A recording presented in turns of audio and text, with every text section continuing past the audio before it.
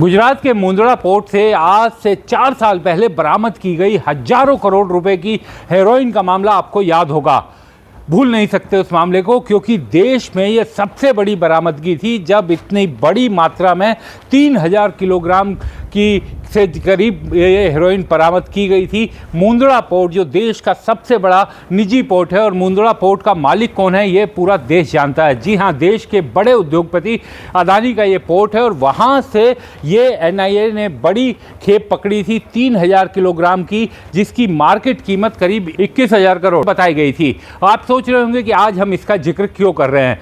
दरअसल आपसे इस बात का जिक्र इसलिए कर रहे हैं कि क्या ये जो ड्रग्स पकड़ी गई थी इसका पहलगाम हमले से भी कोई संबंध है क्या, क्योंकि सुप्रीम कोर्ट में 2 दिन पहले जो एक बेल मैटर में सुनवाई के दौरान इस बात की चर्चा हुई और एनआईए के वकीलों की तरफ से ये बताया गया कि ये जो ड्रग्स थी, इसी तरीके से जो ड्रग्स का काला कारोबार होता है उससे होने वाली आय से भारत में आतंकी घटनाओं को लश्कर ए तैयबा अंजाम देता है। और ये जो ड्रग्स पकड़ी गई थी 3000 किलोग्राम, ये भी लश्कर ए तैयबा के लिए थी, और यहाँ पर इसे बेचकर वापस इसका जो पैसा था वो हवाला के रूट के जरिए पाकिस्तान और अफगानिस्तान जाना था, और जिसका इस्तेमाल आतंकवादी घटनाओं के लिए ये लश्कर ए तैयबा और इससे जुड़े जो संगठन है, जो आतंकवादी संगठन है, उनके लिए होना था। तो बहुत ही चिंता की बात है, क्या देश में नार्को टेररिज्म इतनी अपनी पैठ बना चुका है कि इस तरीके से ड्रग्स वहाँ से आती हैं और फिर यहाँ पर देश में ही उसकी खपत होती है और फिर उसे विदेश में पैसा भेज दिया जाता है। नमस्कार, मैं हूं विक्रांत यादव और आप देख रहे हैं हमारी ये खास पेशकश, जो सुप्रीम कोर्ट में इसी मामले के एक आरोपी की ज़मानत के दौरान हुई दलीलों के बाद हम लोग ये चर्चा कर रहे हैं। सितंबर 2021 में ये बरामदगी की गई थी। 3000 किलोग्राम के करीब हेरोइन पकड़ी गई थी मुंद्रा पोर्ट पर, जो देश का सबसे बड़ा निजी पोर्ट है, और इसके मालिक हैं अदानी, जो देश के बड़े उद्योगपति हैं, वो इसके मालिक हैं। हालांकि किस तरीके से ये वहाँ पर पहुँची, कैसे इसको जो इंपोर्ट किया गया था, वो ये बताया गया कि जो मंगवाने वाले थे उन्होंने इसे talcum powder, semi furnished talcum powder बताया था, और उसके बाद ये अफ़गानिस्तान, ईरान, पाकिस्तान से होते हुए हिंदुस्तान तक पहुँची थी। अब आपको इस मामले में कुछ और खुलासे जो जांच के दौरान हुए थे, कोर्ट को भी बताए गए, सुप्रीम कोर्ट को भी बताए गए, वो भी आपके लिए जानना जरूरी है। एक कस्टम अधिकारी, जिसके जो रिटायर्ड कस्टम अधिकारी है, उसकी भी इस मामले में एक भूमिका नज़र आई थी, क्योंकि उसके खाते में कुछ पैसे, बड़ी रकम जो है वो उसके खाते में लेन देन होते हुए दिखाई दिया था। लेकिन आप ये सुनकर दंग रह जाएंगे कि जब उस आदमी से पूछताछ शुरू की गई थी तो उसके बाद उसने कहा था जांच एजेंसी एनआईए को कि मैं अपना बयान देने को तैयार हूं, लेकिन उसी रात उसकी मौत हो गई थी। दरअसल ये सारी जानकारी एनआईए ने मामले के एक आरोपी हरप्रीत तलवार उर्फ कबीर तलवार की जमानत याचिका का विरोध करते हुए सुप्रीम कोर्ट को बताया था। कबीर तलवार दिल्ली के रईसों में शुमार था, और दिल्ली के पंचतारा सम्राट होटल में उसका क्लब भी था, और उसको कई बार बड़ी पार्टी सर्कल, जो दिल्ली की हाई प्रोफाइल पार्टी सर्कल है, उसमें देखा जाता था। तो कबीर तलवार को भी इस मामले में गिरफ्तार किया गया था, और उसी की जमानत अर्जी का विरोध करते हुए कोर्ट में ये बताया गया। एनआईए ने साफ तौर पर यह कहा कि इस मामले में जो हेरोइन पकड़ी गई थी उसकी कीमत करीब 21,000 करोड़ रुपए थी, और ये भारत के देश के इतिहास में सबसे बड़ी बरामदगी थी, और इसका इस्तेमाल लश्कर ए तैयबा के आतंकवादी संगठन के लिए होना था। तो निश्चित तौर पर एक बड़ी बात इस पूरे मामले में यह भी एनआईए ने कहा कि इस नार्को टेरर का जो मास्टरमाइंड है वो पाकिस्तान की खुफिया एजेंसी आईएसआई और आतंकी संगठन लश्कर ए तैयबा है। तो सबसे बड़ा सवाल यही उठता है कि आखिर कैसे देश में इतनी बड़ी ये बरामदगी। एक और मैं आपको बात बताऊं कि मुंद्रा पोर्ट पर इससे पहले भी ड्रग्स की खेप पकड़ी गई, लेकिन ये सबसे बड़ी खेप थी जो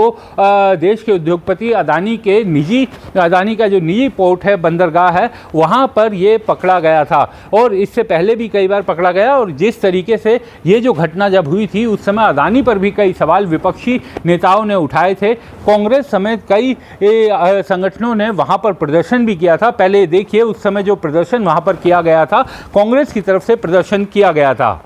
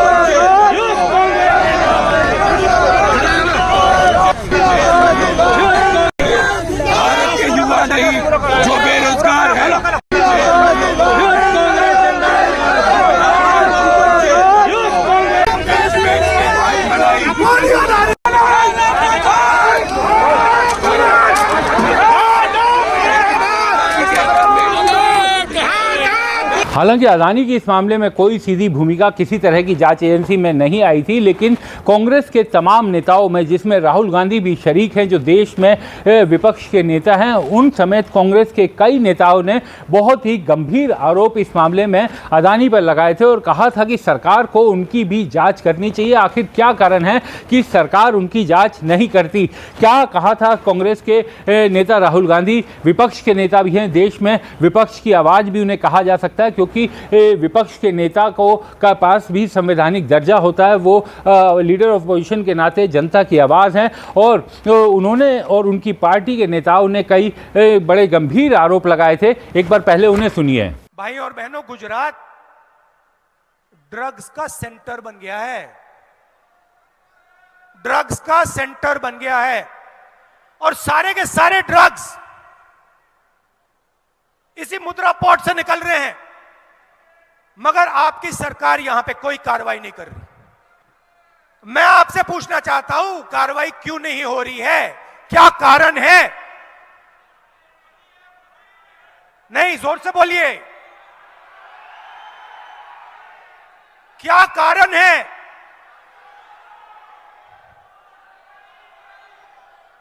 कि हर 2-3 महीने मुद्रा पोर्ट में ड्रग्स मिलते हैं। दुनिया का, देश का नहीं, दुनिया का सबसे बड़ा हेरोइन ड्रग्स घोटाला सामने आया है।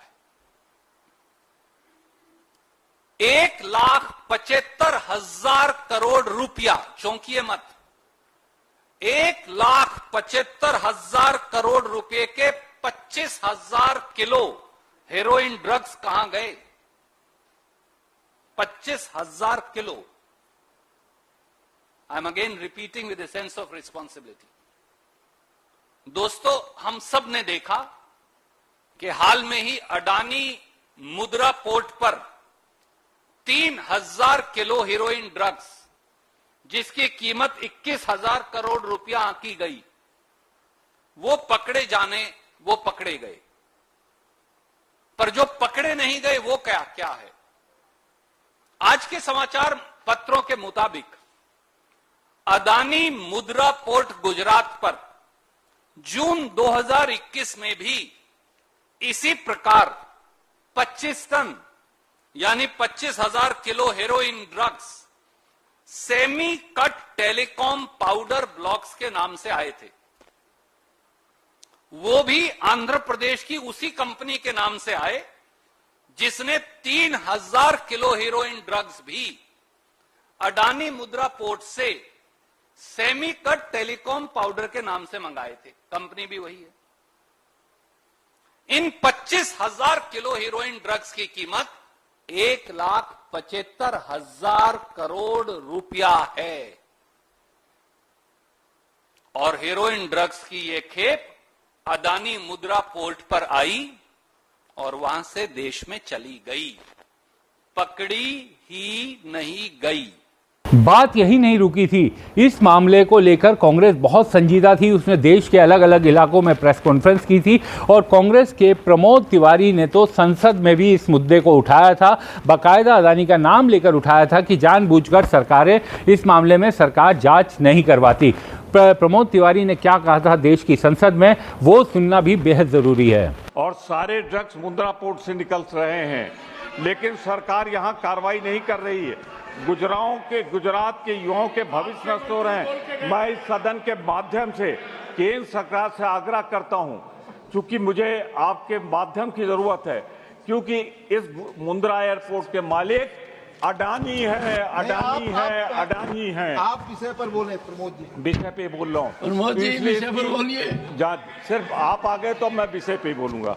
मानवर, मैं कहना चाहता हूँ कि पिछले 3 वर्ष देखें तो मुंद्रा एयरपोर्ट गुजरात में पाकिस्तान और अफगानिस्तान से सीधे ड्रग्स आ रही। जो अदानी के मामले में आम आदमी पार्टी के सांसद संजय सिंह का जिक्र ना हो, ऐसा हो नहीं सकता।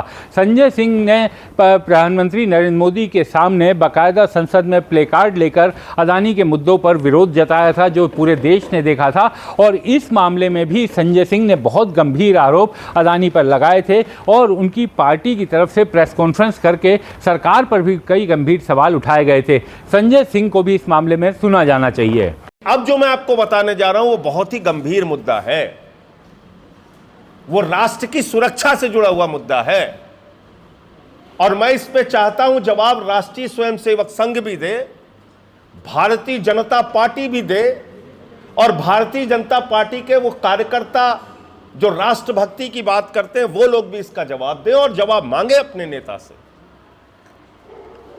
अडानी के मुंद्रा पोर्ट पर तालिबान से 3000 किलो हेरोइन पकड़ी गई, 3000 किलो हेरोइन, और उस 3000 किलो हेरोइन का दाम था 20,000 करोड़ रुपए। कितना दाम था? 20,000 करोड़ रुपए की ड्रग्स पकड़ी गई अडानी के मुंद्रा पोर्ट पर। कहां से आई थी? पूरे दुनिया में आतंकवाद फैलाने वाले तालिबान से आई थी। जो तालिबान आपके देश में 20,000 करोड़ का ड्रग्स भेज रहा है, प्रधानमंत्री जी उसको 20,000 टन गेहूं भेज रहे हैं, पूरा देश इस पे खामोश रहेगा। बीजेपी के भक्तों, आप सवाल क्यों नहीं पूछते अपने नेता से? मोदी जी के भक्तों सवाल क्यों नहीं पूछते? जो तालिबान आपको ड्रग्स देता है आप उसको गेहूं देते हैं। मोदी जी का नारा है तुम मुझे ड्रग्स दो मैं तुम्हें गेहूं दूंगा। ये कर रहे हैं आप। भारत सरकार का बजट है, पत्रकार बंधुओं, भारत सरकार का बजट। महिलाएं महंगाई से परेशान, नौजवान बेरोजगारी से परेशान, किसान फसल का दाम न मिलने से परेशान, आलू का किसान अपना खेत में आलू भर के उसको सड़ा रहा है, जला रहा है। किसान दुखी, महिलाएं दुखी, नौजवान दुखी। लेकिन भारत के बजट से अगर कोई खुश होता है तो तालिबान खुश होता है। एनआईए के रुख से साफ है कि इस बात में कोई दो राय नहीं है कि आतंकवादी संगठन अफगानिस्तान, पाकिस्तान से भारत में ड्रग्स की खेप भेजकर यहाँ से होने वाली कमाई का अपने आतंकवादी घटनाओं में उस पैसे का इस्तेमाल करते हैं। नार्को टेरर, जी हाँ, नार्को टेरर के इस पैसे के जरिए देश में आतंकी घटनाओं को अंजाम दिया जाता है। और जिस तरीके से पहलगाम में घटना हुई, पहलगाम के लिए पूरा ऑपरेशन तैयार किया गया, आखिर जिस तरह के सोफिस्टिकेटेड हथियार लेकर ये आतंकवादी हमारे देश में घुसे, यहाँ इस्तेमाल किया, निहत्थे लोगों को उनका धर्म पूछकर मारा गया, तो ये सवाल उठना जाहिर है और बहुत ही ज़रूरी भी है कि क्या देश में नार्को टेररिज्म पर रोक लगाना बहुत ज़रूरी है और किस तरीके से सुरक्षा एजेंसियों को ये सुनिश्चित करना होगा कि देश में अफगानिस्तान, पाकिस्तान और बाकी जगहों से ड्रग्स ना आ पाए, क्योंकि इसका दो तरफा असर पड़ रहा है। एक तरफ देश की जवानी इस नशे में चूर होकर अपनी देश की जवानी खो रही है, वो बर्बाद हो रही है, और दूसरी तरफ जो पैसा हमारे देश के युवाओं को ड्रग्स बेचकर कमा रहे हैं, उसी पैसे का इस्तेमाल पहलगाम जैसी घटनाओं में लश्कर ए तैयबा और आईएसआई, पाकिस्तानी खुफिया एजेंसी आईएसआई जैसे आतंकवादी संगठन, क्योंकि आईएसआई अब खुद एक आतंकी संगठन है, पाकिस्तान सरकार खुद आतंकी संगठन है, इसमें कोई दो राय नहीं है। ये सब मिलकर हमारे देश में ड्रग्स बेचकर क्या उस पैसे का इस्तेमाल नार्को टेरर में कर रहे हैं, इसमें कोई दो राय नहीं है। तो अब ये सुरक्षा एजेंसियों को पूरी तरीके से सुनिश्चित करना होगा कि देश में नार्को टेरर पर पूरी तरीके से रोक लगाई जाए। जब नोटबंदी हुई थी तो ये दावा किया गया था कि आतंकवादियों की कमर टूट जाएगी, लेकिन वो दावा हवा ही साबित हुआ, क्योंकि उसके बाद भी आतंकी संगठन उसी तरीके से काम करते नजर आए। तो अब ये साफ है कि जब तक आप ड्रग्स की सप्लाई जो देश के बॉर्डर से कई बार आता है, और जिस तरीके से इस मामले में तो 21,000 करोड़ रुपए मूल्य की, समझिए 3,000 किलोग्राम हेरोइन की एक खेप, और ये छठा खेप था जो पकड़ा गया था। कहा गया था कि इस तरीके के 6 खेप आए थे, 5 उससे पहले, और ये छठे वाले में पकड़ा गया था। तो इन सब को लेकर सरकारों को पूरी सख्ती करनी होगी। इस खबर में फिलहाल इतना ही। आप सभी से अनुरोध है कि स्वतंत्र को देखते रहिए, हमें लाइक कीजिए, सब्सक्राइब कीजिए और शेयर करना मत भूलिए। हमारे चैनल को कृपया लाइक करें, सब्सक्राइब करें और अपने साथियों से भी जरूर करवाएं। शुक्रिया।